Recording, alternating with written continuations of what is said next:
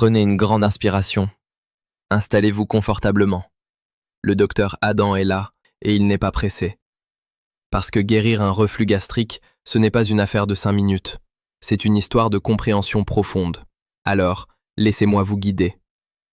Vous souffrez de reflux gastrique? Je vais vous poser une question qui va peut-être vous surprendre. Êtes-vous vraiment sûr que ce que vous appelez reflux n'est pas en réalité une série de signaux d'alarme que votre corps vous envoie depuis des mois, voire des années, et que vous avez appris à ignorer? Parce que voici la vérité que peu de gens osent dire. Le reflux chronique, ce n'est pas seulement une brûlure occasionnelle, c'est une conversation.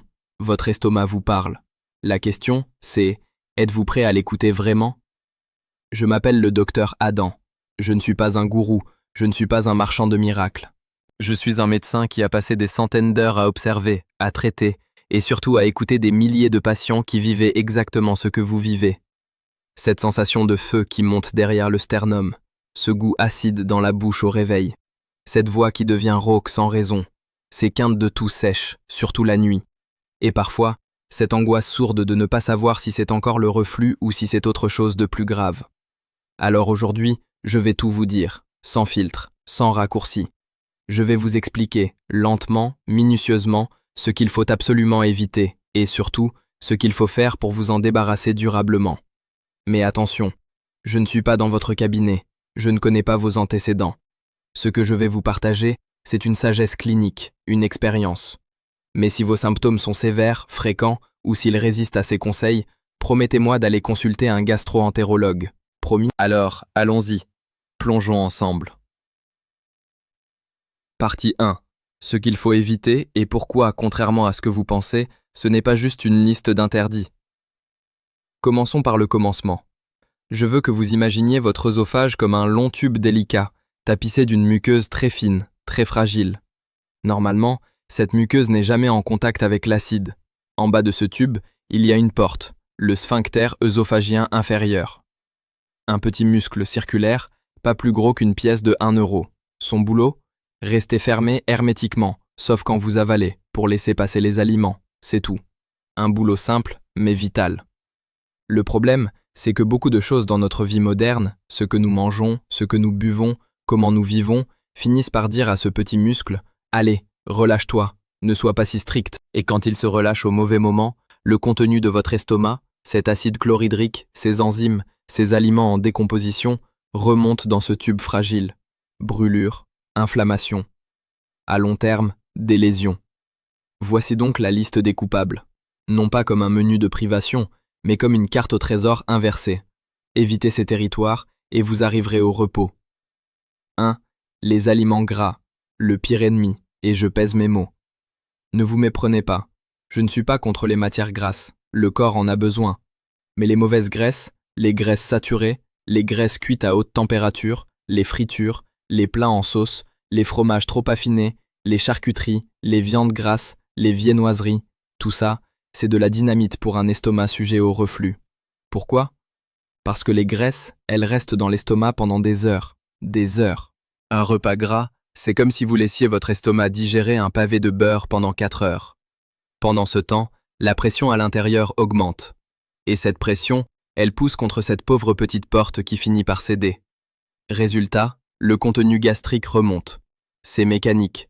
Ce n'est pas une question de sensibilité. C'est de la physique. Mais ce n'est pas tout. Les graisses stimulent aussi la production d'une hormone appelée cholécystokinine. Cette hormone, normalement, elle dit à votre vésicule biliaire de se contracter. Mais elle a un effet secondaire. Elle détend le sphincter œsophagien. Double peine. Donc oui, ce steak frites du samedi soir, cette raclette entre amis, ce canard confit, ces nuggets industriels, ce sont des déclencheurs puissants. Et je ne vous dis pas de ne plus jamais en manger. Je vous dis, si vous voulez vraiment vous débarrasser de vos reflux, commencez par les éliminer complètement pendant 3 semaines. Juste 3 semaines. Vous verrez. Ensuite, vous pourrez les réintroduire un par un, en écoutant votre corps. 2. Les agrumes, les tomates et tout ce qui est acide. L'effet citron sur une plaie. Ah, les agrumes. On nous a toujours dit, mangez des oranges, c'est plein de vitamine C. Oui, sauf que si votre muqueuse œsophagienne est déjà irritée par des reflux répétés, l'acide citrique, l'acide malique, l'acide tartrique, Tout cela va venir directement attaquer cette muqueuse. Ce n'est pas que ces aliments provoquent le reflux. Parfois, ils ne font que rendre le reflux existant insupportable. C'est la différence entre une petite remontée silencieuse et une brûlure atroce qui vous fait plier en deux. Les tomates, sous toutes leurs formes, fraîches, en sauce, en ketchup, en coulis, en gazpacho. Elles sont naturellement acides, avec un pH autour de 4,3. Et quand on les cuisine, on ajoute souvent du sucre qui ralentit la digestion, ou de l'oignon, un autre irritant. Bref, un cocktail explosif. Les oignons crus d'ailleurs méritent leur propre alerte. Ils contiennent des composés soufrés qui stimulent la production d'acide gastrique et ils restent longtemps dans l'estomac. Les oignons cuits sont un peu mieux tolérés, mais attention. 3. La menthe, le chocolat, le café. Le trio des faux amis.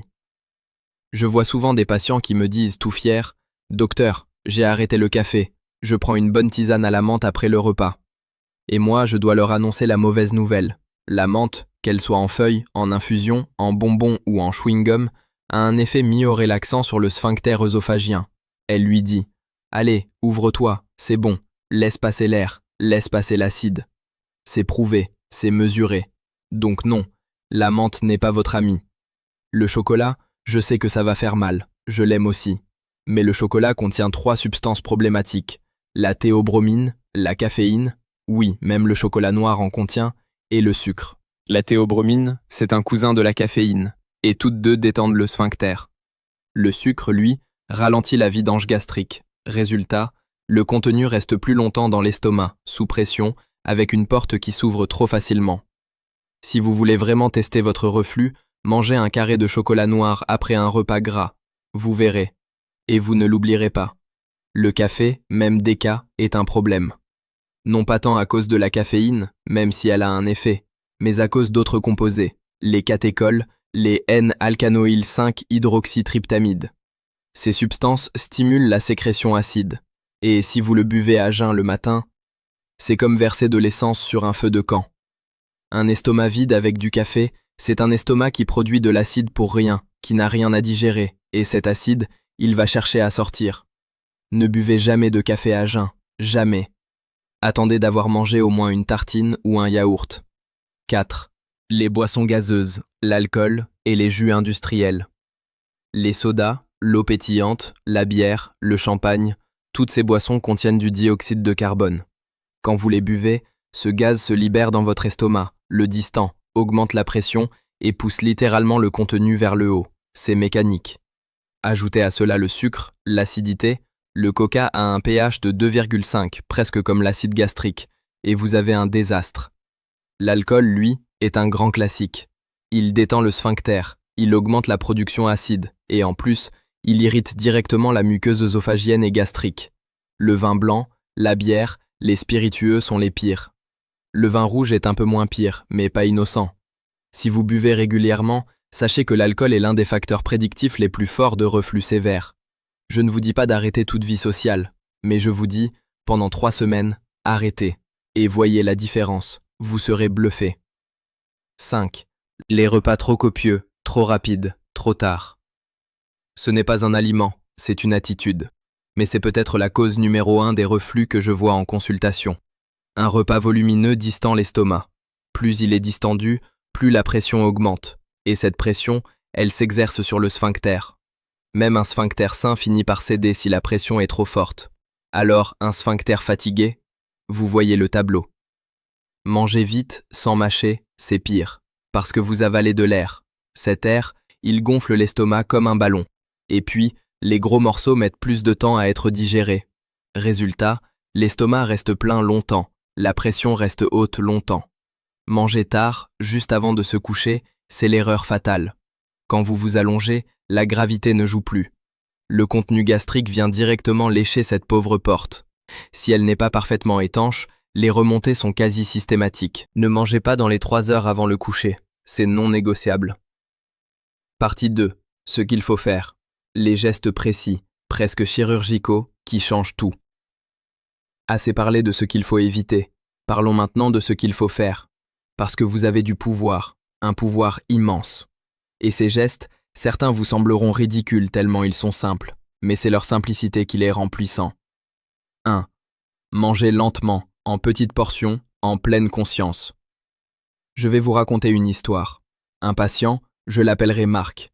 Cadre stressé, déjeuner en 12 minutes devant son écran, dîner tard en avalant sa télé, reflux tous les soirs. Je lui ai donné une seule consigne. Marc, vous allez poser votre fourchette entre chaque bouchée. Vous allez mâcher chaque bouchée au moins 20 fois. Vous allez manger sans écran, sans téléphone, sans rien. Et vous allez vous arrêter dès que vous n'avez plus faim, même s'il reste de l'assiette. Il m'a regardé comme si je lui demandais de gravir l'Everest. Il a essayé. Au bout d'une semaine, ses reflux avaient diminué de 80%. Pourquoi? Parce qu'en mâchant, il prédigérait les aliments avec la salive, riche en enzymes et en bicarbonate. Oui, la salive est basique, elle neutralise l'acide. En mangeant lentement, il avalait moins d'air. En s'arrêtant à satiété, il évitait la distension gastrique. Et en ne regardant pas d'écran, il activait son système nerveux parasympathique, celui de la relaxation et de la digestion. Magique, non? Ce n'est pas magique, c'est de la physiologie. 2. Surélever la tête du lit, mais pas avec des oreillers. Je répète, parce que c'est crucial, pas avec des oreillers. Pourquoi? Parce que si vous empilez des oreillers, vous pliez votre corps au niveau de la taille, votre estomac se retrouve comprimé, la pression augmente, et vous créez un angle qui favorise les remontées. Ce qu'il vous faut, c'est une cale sous les pieds du lit, côté tête. 10 à 15 cm de différence. Vous pouvez acheter des cales en mousse médicale ou simplement mettre des briques ou des blocs de bois sous les pieds. Toute la partie supérieure de votre corps, tête, épaules, torse, est inclinée, mais vos hanches restent droites. La gravité fait alors son travail. Les acides gastriques restent au fond de l'estomac. C'est simple, c'est mécanique, c'est efficace. Beaucoup de mes patients voient une amélioration dès la première nuit. 3. La règle des 3 heures après le repas. Je l'ai dit plus haut, mais je le redis parce que c'est fondamental. Après avoir mangé, attendez 3 heures avant de vous allonger. 3 heures. Pas 2. Pas 1. 3. C'est le temps qu'il faut à votre estomac pour vider la majeure partie de son contenu. Pendant ce temps, restez debout ou asseyez-vous droit. Mieux, marchez doucement. Une petite marche de 10 à 15 minutes après le repas stimule le transit, accélère la vidange gastrique et utilise la gravité pour garder l'acide à sa place. Mais pas de jogging, pas de sport intense. Cela pourrait aggraver les choses en brassant le contenu. 4. Devenez détective de vos propres déclencheurs. Chaque corps est unique. J'ai eu une patiente qui avait des reflux systématiques après avoir mangé des bananes. Des bananes. Alors que la banane est souvent recommandée pour les reflux, car elle tapisse l'estomac. Pour elle, c'était un déclencheur. Un autre patient ne supportait que le chocolat blanc. Le noir, ça allait. Bizarre, non? C'est pour ça que je vous demande de tenir un journal alimentaire détaillé, pendant 3 semaines. Notez tout. L'heure, ce que vous avez mangé et en quelle quantité, ce que vous avez bu, votre niveau de stress avant et après, vos symptômes, intensité de 0 à 10. Vous allez voir des motifs. Vous allez identifier ce qui vraiment vous déclenche. Et une fois que vous savez, vous pouvez agir. Éliminez un suspect à la fois, pendant 5 jours. Puis réintroduisez-le. Voyez ce qui se passe. Ce pouvoir d'observation, c'est votre meilleure arme. 5. Gérez votre stress. Et je ne parle pas de penser à autre chose. Le stress, ce n'est pas juste une idée vague. C'est une cascade d'hormones, cortisol, adrénaline, qui modifie tout votre système digestif. Le stress augmente la production d'acide.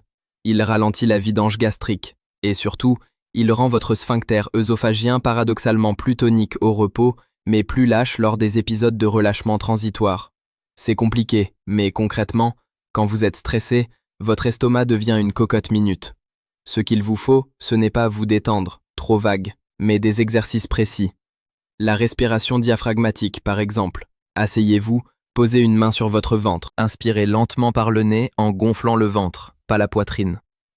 Expirez encore plus lentement par la bouche, en rentrant le ventre. Faites ça 5 minutes, 3 fois par jour. Cela active le nerf vague qui commande la relaxation digestive. Des études ont montré que cette respiration réduit le nombre d'épisodes de reflux. La cohérence cardiaque aussi. Inspirez 5 secondes, expirez 5 secondes pendant 5 minutes. C'est gratuit, c'est portable, c'est puissant. 6. Dîner tôt et léger. Le dîner devrait être votre repas le plus petit et le plus précoce. Idéalement, fini au moins 3 heures avant le coucher.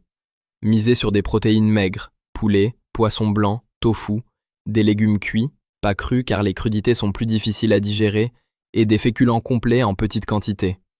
Évitez les soupes trop liquides, ça remplit l'estomac, les sauces, les matières grasses. Un exemple de dîner anti-reflux: un filet de cabillaud cuit à la vapeur, une demi-assiette de courgettes cuites, une petite portion de riz complet. C'est fade? Ajoutez des herbes, persil, basilic, thym, pas de menthe, pas de piment. Un peu d'huile d'olive, mais une seule cuillère. 7. Perdez du poids si vous avez un excès de poids, surtout au niveau du ventre. Je sais que c'est un sujet sensible, mais je dois le dire. La graisse abdominale, surtout la graisse viscérale, celle qui entoure les organes, exerce une pression mécanique sur l'estomac. Elle le comprime, pousse son contenu vers le haut. Perdre ne serait-ce que 5 à 10% de votre poids peut réduire les reflux de manière spectaculaire. Ce n'est pas une question d'esthétique, c'est une question de pression. Et souvent, en suivant les conseils précédents, petite portion, pas de gras, pas de sucre, marche après les repas, le poids descend naturellement, c'est vertueux. 8. Élevez votre bureau si vous travaillez assis. Beaucoup de mes patients passent la journée avachis sur un ordinateur, le ventre compressé. Cette position augmente la pression intra-abdominale. Essayez de travailler avec un dossier droit, les épaules en arrière, ou mieux, un bureau réglable qui vous permet de travailler debout une partie de la journée. Après les repas, restez debout ou marchez, ne vous affalez pas sur une chaise. 9. Portez des vêtements amples. Ce conseil paraît anodin, mais il est important. Les ceintures serrées, les pantalons taille haute, les gaines, les jeans trop justes, tout ce qui comprime l'abdomen augmente la pression gastrique. Pendant la période où vous cherchez à calmer vos reflux, portez des vêtements souples, sans élastique serré sur le ventre. 10. Arrêtez de fumer si vous fumez. Je ne peux pas passer sous silence le tabac. La nicotine affaiblit le sphincter œsophagien, diminue la production de salive qui est protectrice et augmente la production d'acide. C'est un triple effet négatif. Si vous fumez et que vous avez des reflux, arrêter est l'une des choses les plus efficaces que vous puissiez faire. Et si vous ne pouvez pas arrêter, au moins ne fumez pas après les repas ni avant le coucher. Quand consultez absolument un médecin. Je vous ai donné beaucoup de conseils, ils sont puissants, mais ils ne remplacent pas un diagnostic médical.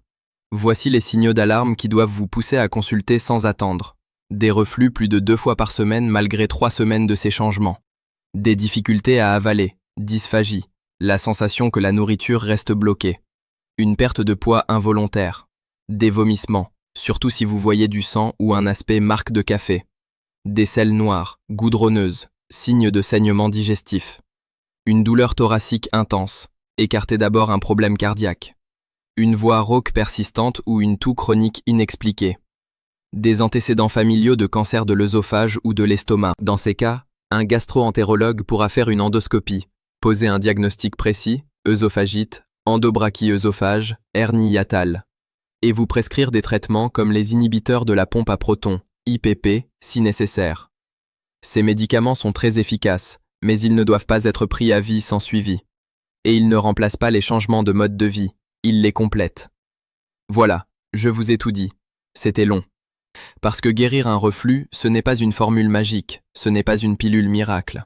C'est une série de petits ajustements, de gestes quotidiens, de prises de conscience. Commencez par une chose, une seule. Par exemple, ce soir, dînez 3 heures avant de vous coucher. Demain, surélevez votre lit. Après-demain, tenez un journal alimentaire. Petit à petit, ces habitudes deviendront une seconde nature. Et un jour, vous réaliserez que vous avez dormi toute la nuit sans brûlure, que vous avez oublié le goût amer dans votre bouche, que vous ne pensez plus à votre estomac. Ce jour-là, vous serez guéri. Pas par miracle, par vous-même. Et moi, je serai heureux de l'apprendre. Prenez soin de vous, et n'oubliez pas, votre corps vous parle, écoutez-le. Il sait ce dont il a besoin.